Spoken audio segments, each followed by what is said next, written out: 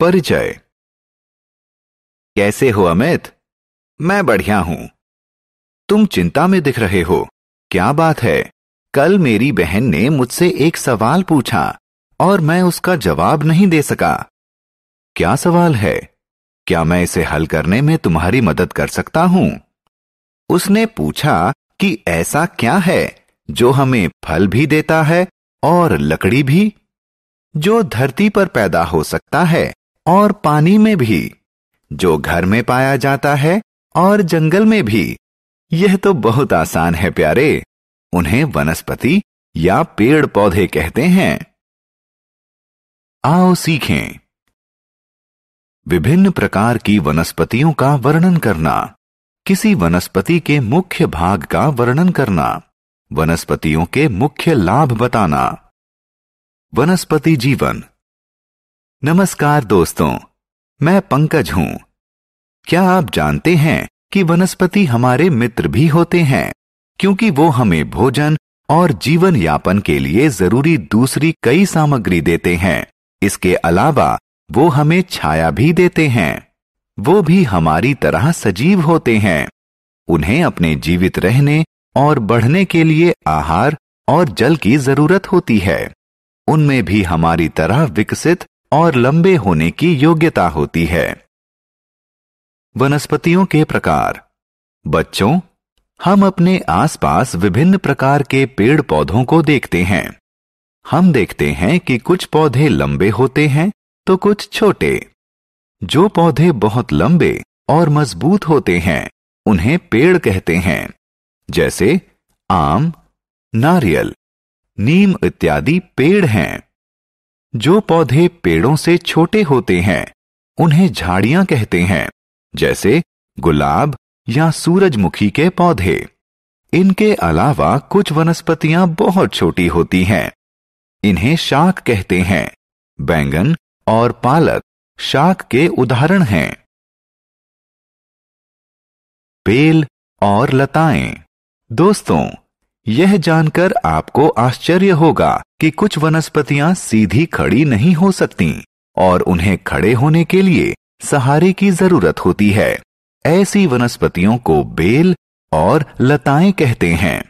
Bell किसी सहारे के साथ बढ़ती है, जैसे कि मनी प्लांट। लताएं जमीन पर फैलकर बढ़ती हैं, जैसे कि कद्दू और तरबूज। वनस्पतियों के अंग। दोस्तों, आइए पौधों के विभिन्न अंगों की चर्चा करें। किसी पौधे के मुख्य अंग जड़, तना, पत्ते, फूल और फल होते हैं। आइए एक एक कर इन सभी के बारे में और जानें। जड़ पौधे का सबसे निचला अंग होता है। ये मिट्टी में विकसित होती है और पौधे को जल और खनिज प्राप्त करने में सहायता करती है।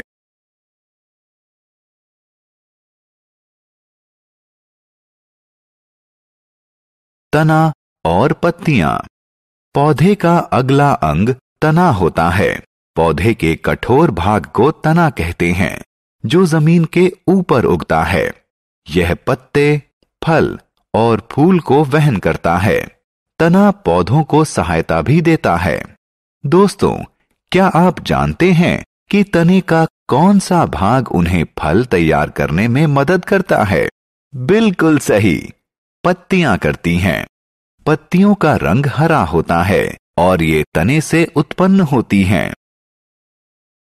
फूल और फल। दोस्तों, आइए अब हम पौधे के सबसे आकर्षक और सुंदर भाग यानी फूल के बारे में जानें। फूल विभिन्न रंगों और प्रकार के होते हैं, जैसे सूरजमुखी, गुलाब या डहेलिया इत्यादि। मैं जानता हूं कि आप में से ज्यादातर लोग फल पसंद करते हैं। पौधे के रसदार भाग को फल कहते हैं। फल विभिन्न आकार, प्रकार और रंग के होते हैं, जैसे केला, आम, सेब या संतरा।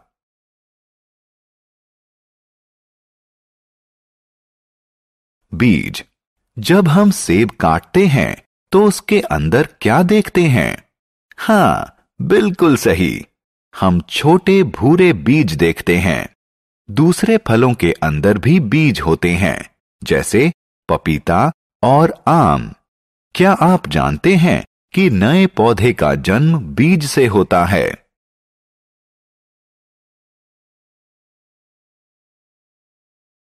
वनस्पतियों का उपयोग। बच्चों, हम जानते हैं कि हम पौधों से खाने की सामग्री प्राप्त करते हैं।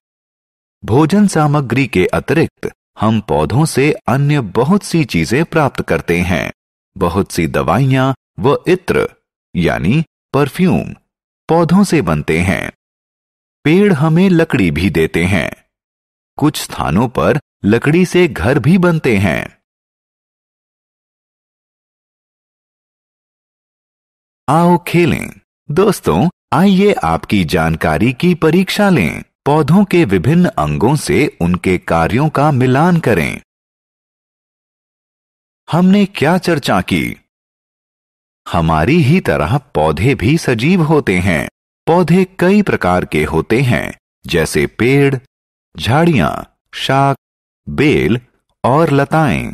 पौधे हमें भोजन, लकड़ी, तेल, दवाई और सांस लेने के लिए ताजा हवा देते हैं।